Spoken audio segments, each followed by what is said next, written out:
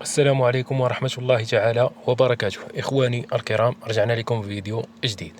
الموضوع ديال هذا الفيديو هذا هو هجر الأنثى للعش. شنو هي الأسباب اللي تخلي الأنثى تهجر لنا العش، وشنو هي الحلول اللي ممكن نديرو؟ الإخوان، أنا تطرقت لهذا الموضوع هذا حيت بزاف ديال الإخوة، يعني تقريبا شي 5 ولا 6 ديال الإخوة تيطرحوا عليا نفس السؤال ديال الأنثى هجرات لي العش فيه البيض، شنو خصني ندير؟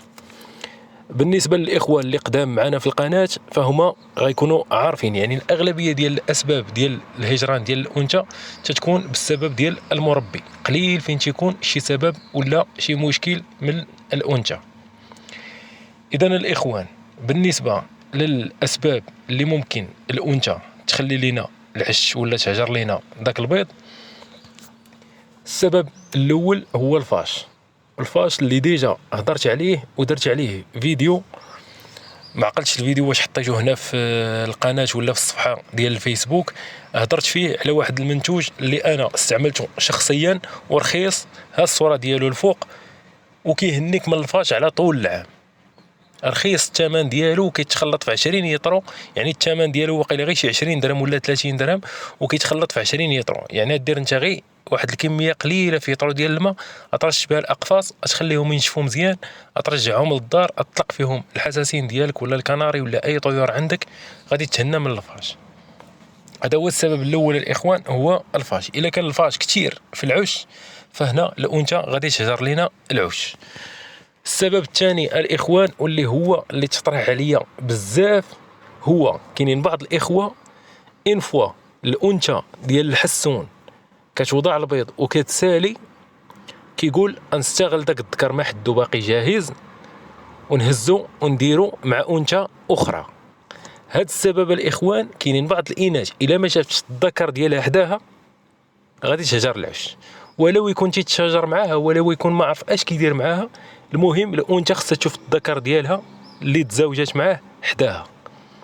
الا كان بيناتهم شي جار ولا تيخرب ليها العش ولا تيحاول يكسر البيض، فما عليك الا تعزل بيناتهم بالسيباراسيون، يعني داك الفاصل المرئي، يعني غير الشبكه غتخليها كتشوفو وما حدو حداها، يعني كتشوفو فين ما كتنوض تاكل وهذه كتشوفو كتلقى حداها، راه ما غاديش تهجر لك العش. حيت الاغلبيه ديال الاخوان اللي طاحوا في هذا المشكل هذا، هزوا الذكر داروه مع انثى اخرى، خلاو الانثى بوحدها في القفص مع البيض ديالها، هجرت لهم العش. هنا شنو الحل اللي نقدروا نديرو بالنسبه للانثى؟ الا هجرت لك العش، يعني هجرت العش ما بقاتش تبغى ترجع ليه، فراه مستحيل تعاود ترجع لك لذاك البيض. حل واحد اللي عندك هو انك غتهز داك البيض، غديرو لشي انثى ديال الكناري ولا ديال الهجين اللي تكون عندك ديجا واجده.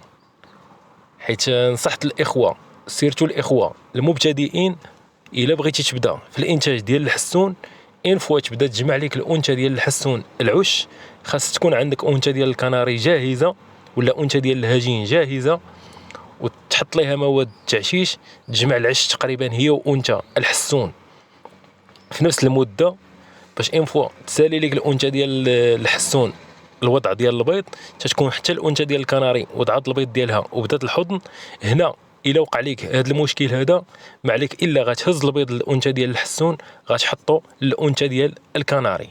بالنسبه للاخوه اللي كيصوروا في لي فيديو مثلا، ولا شحال من مره انا نيت حطيت لكم فيديوهات ديال نفس الذكر تزاوج مع انثى الحسون ودخلتو مع انثى كناري عاوتاني تزاوج معاها، ولا حولتو لانثى اخرى ديال الحسون، هادشي الاخوان علاش درتو انايا؟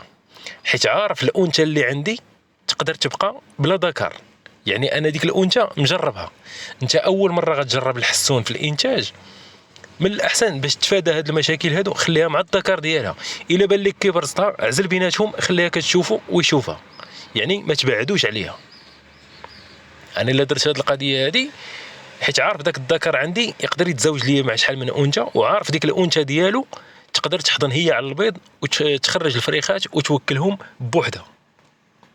اذا هذا السبب الثاني الاخوان. السبب الثالث الاخوان اللي تيخلي الانثى تهجر العش هو كثره المراقبه، خصوصا الاناث اللي ما تكونش مروضه 100%. مازال الاناث اللي تكون مروضه 100% يعني مولفه المربي ديالها لواحد الدرجه كبيره، فراه ماشي مشكل واخا يبقى يطلع ليها واخا يبقى يصورها واخا هذه ماشي مشكل.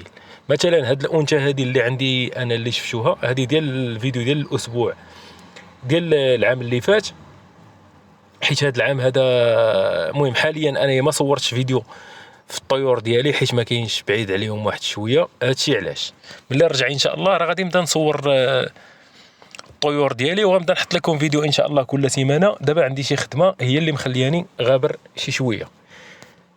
اذا كما قلت لكم الاخوان بالنسبه لهاد الانثى، يعني مثلا غير التليفون دابا فاش كنحطو فوق القفص ديالها وفوق العش ديالها ما كتسوقش ليه نهائيا.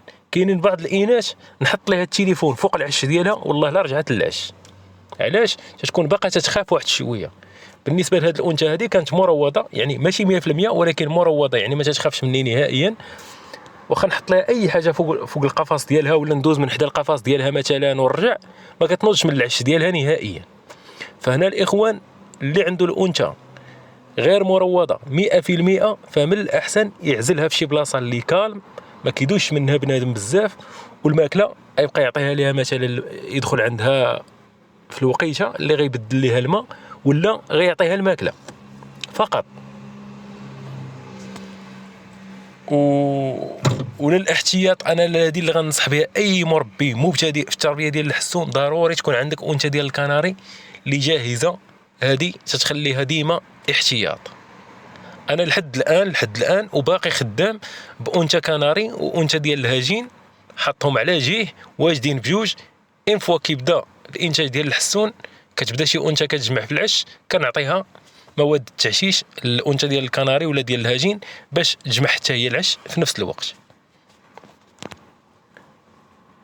السبب الاخر الاخوان هو بعض المرات تيكون المشكل في الذكر، يعني الذكر تيكون باقي جاهز باقي باغي يتزاوج، كيبقى يطارد الانثى فين ما مشات، لدرجه انها فاش كتمشي للعش كيطلع عندها كيحاول يتضارب معاها باش ينوضها من داك العش ديالها باش يعاود يتزاوج معاها ويديروا عش جديد.